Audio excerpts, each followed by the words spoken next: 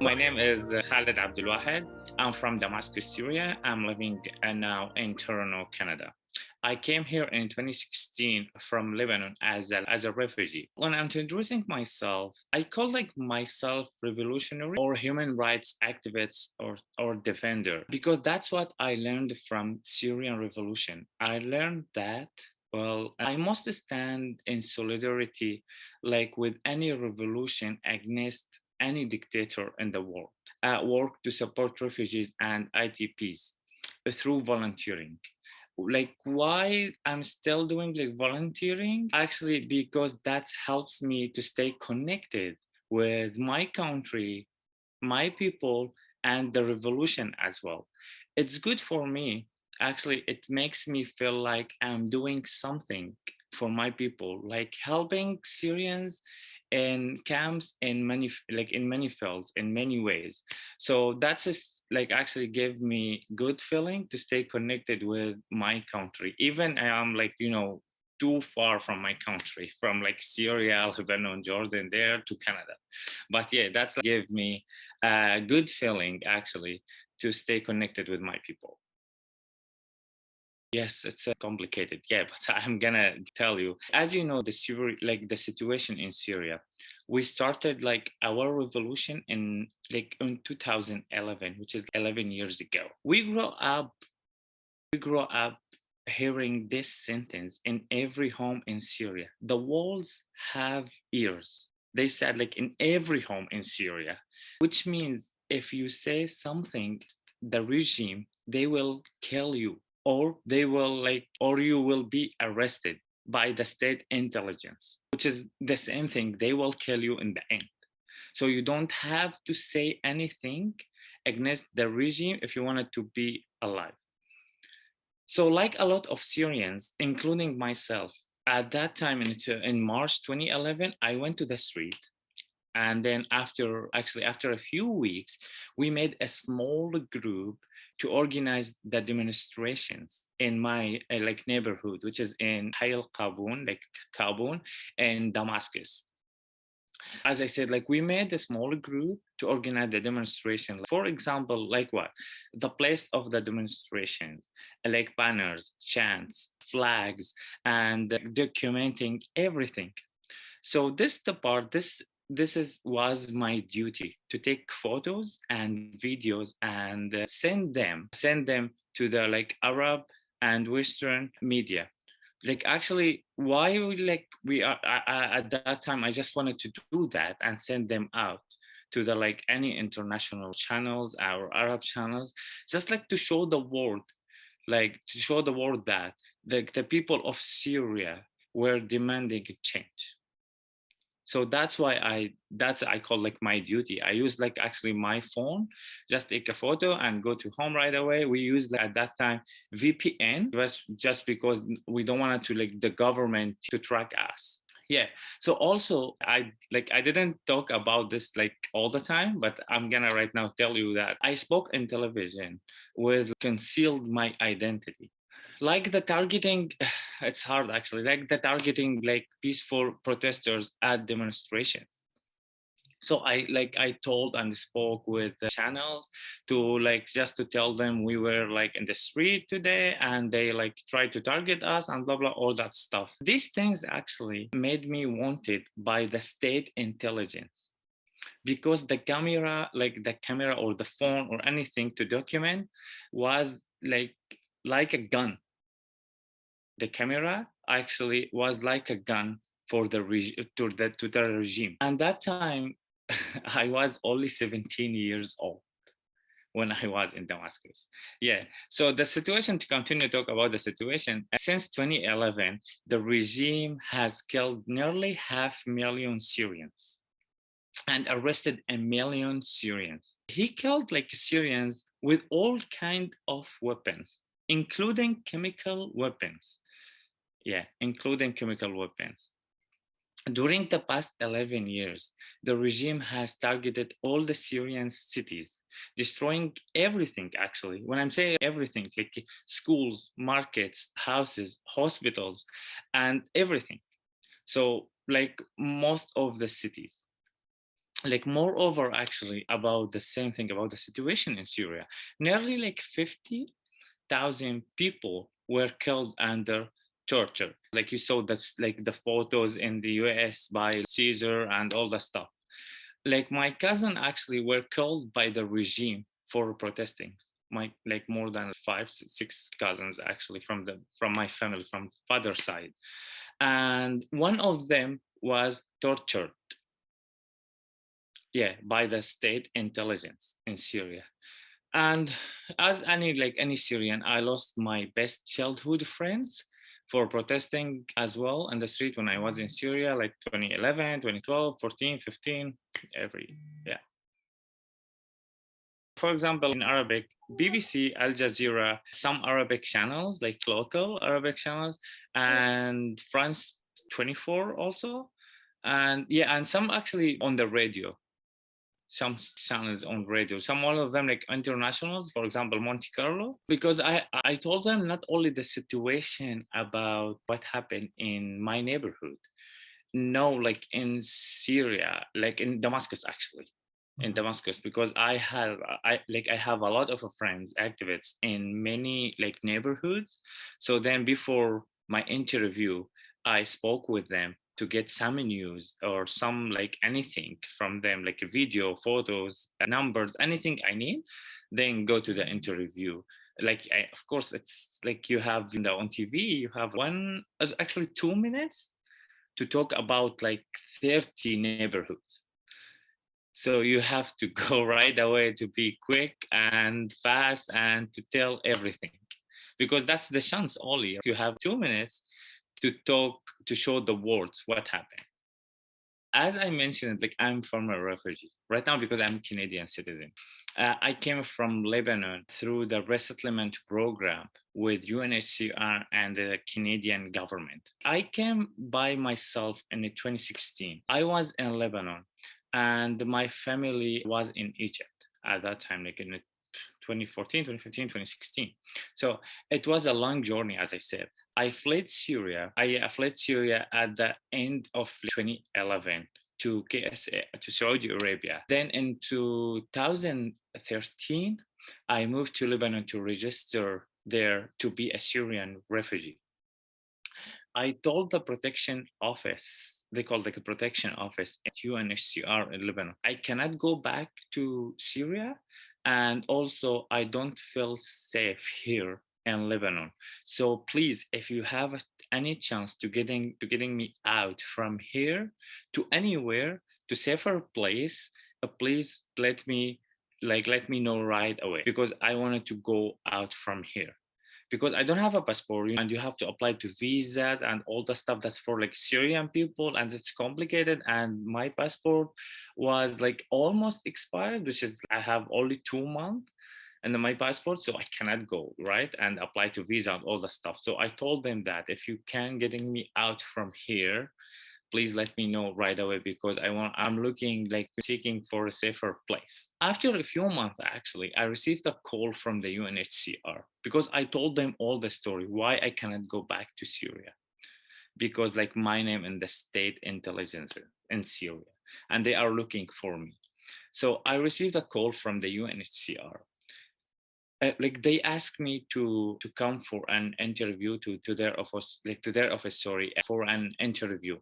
And from there, this is the funny things, from there and then until to come to Canada, I did 7 to 8 interviews, which is like all the people, like they did 2 or 3, max 3, but I did 7 to 8 interviews, I think within 22 months, which is 2 years.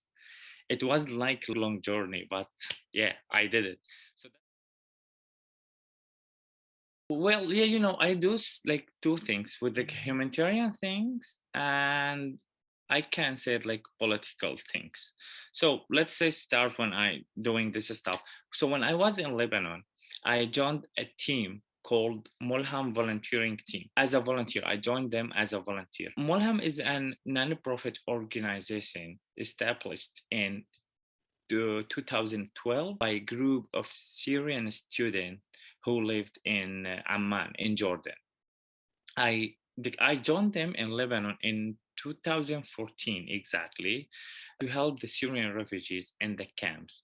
Because as I said always, I want to do something like help orphans to get access to the education system, actually, and encourage youth to continue their education. So mainly like actually focus on youth, like boys and girls, to encourage them to continue their study if they can, because it's super hard in Lebanon, but encourage them just like to continue if you can, or just like try to get something online. And also that part is very hard because no access to electricity or internet or suppliers or devices, all the stuff. So I want to feel I'm doing what I can, as I said, for my people and for our revolution. Then when I joined that team, then after 1 year, because I'm doing volunteer with them, as I said, I'm not at that time I was not working all the time. It's not full time. So then after a year, I became a field manager of the Lebanon office for Mulham volunteering team. Yeah, and after that, I trained like a number of volunteers before leaving for Canada. I was there, like when I was in Lebanon. Mulham is a non-profit organization, as I said. In my first year, when I came here just to move to Canada, in my first year here in Canada, when I came, actually I tried to register Mulham volunteering team as a non-profit organization, and I did. So right now I registered Mulham team 2017 as a non-profit organization here. Why I did that? Because to help like the team to raise more money legally, and by doing events and fundraising, then all the money will go to the camps to help like the Syrians people in like Lebanon or Jordan, Turkey or Syria as well, west of Syria. So about Malham team, the team mainly works in 5 humanitarian sectors: health, education, shelter, emergency response, and protection as well. I'm gonna tell you what we have done so far till 2021 for last year. This the numbers. Like more than 1,300 medical cases were helped, and 4 medical centers established, like to help Syrian. And actually more than I remember, like more than 3,200 were sponsored orphan, more than 3,200 were sponsored, sorry. And 151 emergency campaigns were launched, and we reached more than 1.5 million beneficiaries, Syrian and ATPs, and yes, and like Lebanon, Jordan, because we are working in 4 countries: Lebanon, Jordan, Turkey, and Syria, as I mentioned before. And also like 1,200 scholarship given for university students. Yeah, to continue, as I said, like continue for their education. And 5 schools were established, which contain more than 2,500 students. Also, this is the big things for me actually. 12 like houses were built, and 1,500 job opportunities were created by the team. This one of the campaign I am most proud like to participate in. Like recently, a few months ago, March or April, yeah, we launched a live broadcast. Actually, that's the live broadcast was from a camp in northwest Syria to show the suffering of the families during the bitter cold. We raised 3 million American dollar in 72 hours. Like that's money like actually help us to build more than 500 units, to relocate people, like 500 family, from tents into apartments. So I love to say that we destroyed tents and built up like apartments for them. So instead, like to build a camps, that's for all the organization. Instead, like to build a camps and tents, we build apartments for them. So we're trying right now from there till now to relocate more than 500 families from tents to the apartment. So this Like on the other hands, I'm just like to go from humanitarian to political.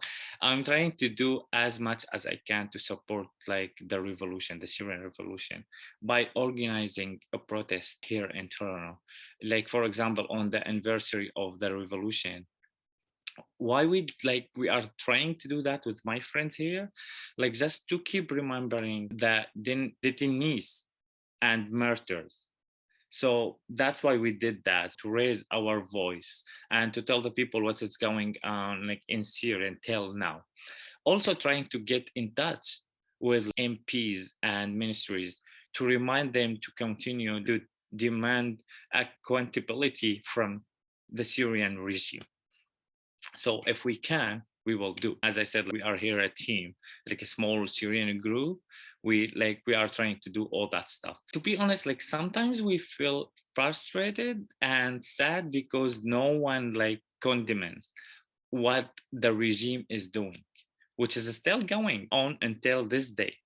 But we don't have, as I said always to my friends, we don't have options. We must continue fighting till we get to get our freedom, to get what we are looking for our country. So no options. We have to like to continue fighting. It's like we face threats from like people by receiving messages from anonymous people with nicknames, of course, or like they did comments, they commented on our accounts on social media, like for me, for my friends, because we published everything like on Instagram, Facebook, Twitter, blah, blah, YouTube, all that stuff. And we talk on the channels here in CBC, CB24, or CTV, all that stuff. So we receive like kind of message actually, sometimes like funny, but sometimes you feel like, why, what we are doing here, it's nothing. Why, what we are doing here, it's nothing. Why you send like us this kind of message? For example, we like they said, we will wait you, we are waiting, or we will like wait for you at the border when you decide to come back, which is they wanted to welcome us, to arrest us. And we know, like they said, like something like that, we know your address, so be careful. That's it. So you have to know, like they know everything, and they are like waiting to do something, or they are just like watching what you are doing, so you have to be careful, they say. Yeah, of course. Even we are living here in Canada, and we heard a lot of stories, not in Canada. And this is like the regime, not from now, from like a few years ago, like from actually 1985, 1982, the regime were tried to kill any activist, any political against the Syrian regime around the world, even in Europe, US, Canada, Arab countries, everything. But yeah, you will feel that. But after that, you say, we don't have option. We like when I was in Syria, I went to the street. So I'm here in Toronto or like Berlin or like France or anywhere. Like I'm talking about like my friends and I. Why we don't like, why we have to like to be scary? We have to go to the street because we went to the street when we were in Syria. So here, just to raise our voice again and just like to tell the story. Many crises right now around the world, right? Like in Yemen, Libya, Syria, Ukraine, Afghanistan. So I know, but we have to keep that up. We have to like to do what we can do, like to as a human beings. So the last or the first message to everyone who watches the video right now, I like about the Syria. I hope one day to see our country on a path to freedom, because that's what we are looking for as Syrians, and to see justice for our people, and actually prosecution of the regime's criminals who kills like kids with, as I said in the beginning, with chemical weapons. We don't really need anything as a Syrian. Not we are looking like for anything. We need just freedom and justice. So that's what are really what are looking as a Syrian, and that's why we went to the streets, not for money, not for a food as the regime said, not like because that like countries support us to go to the or give us money or push us to go to the street. No, because we know the regime, like since when they took take the control, and yeah, we know the regime, so we don't need anything. We went to the street for two things: justice and freedom.